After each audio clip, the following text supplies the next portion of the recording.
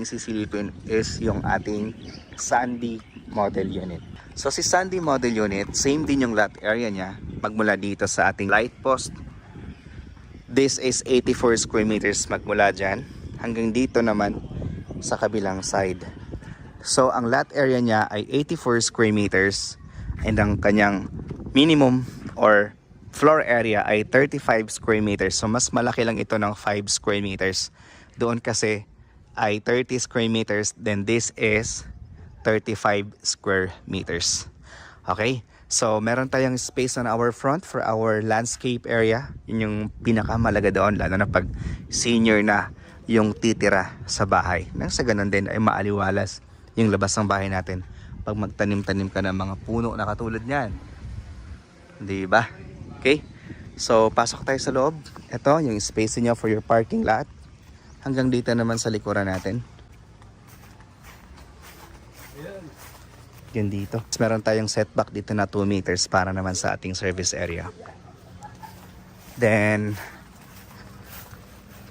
this is our model unit. So, ang turnover natin dito ay wala tayong tiles. Okay? May paint, may partition, naka-drop ceiling na yung ating living area. Tapos ito naman yung ating living area. So meron tayong isang bintana dyan at isang bintana din dito. Then this is our 3-seaters dining table. No, malalaki, no? Malalaking upuan yan. Actually, it can fit up to 4 kung maliliit lang yung ating upuan. Yung mga maliliit ngayon na uso ng mga dining table.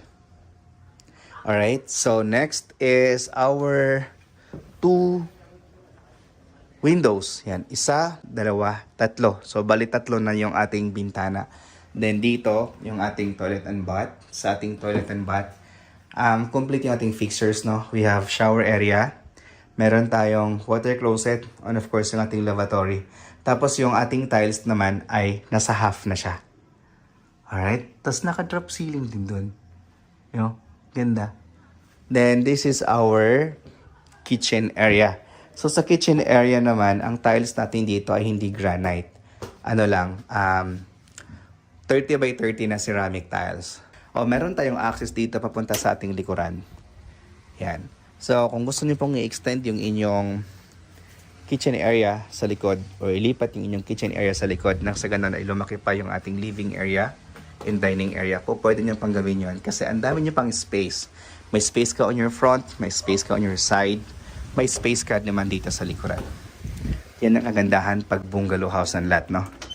Unlike pag mga townhouses, ang ventilation mo na lang is front and back. Wala ka ng ventilation sa kabilang side, not unless kung end unit ka.